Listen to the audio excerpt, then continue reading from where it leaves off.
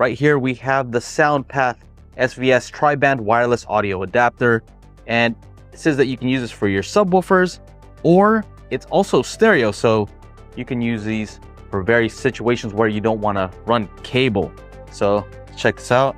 So this does work on either 2.4 gigahertz, 5.2 gigahertz, or 5.8 gigahertz, and it'll switch automatically. And the frequency response is from 6 hertz to 20 kilohertz. We have the manual. This is the receiver here, and this shows an audio output, power using USB, and a button to pair. So you got left and right here. These are actually pretty lightweight. Almost feels like there's nothing in here. This is the transmitter, and it's pretty much the same thing. RCA cables and a USB. You also get the USB power adapter. It has some Velcro if you want to stick this onto the side of your subwoofer or speaker. I'm actually curious to see if I can use these for surround speakers, either that or the sub. We'll have to wait and see.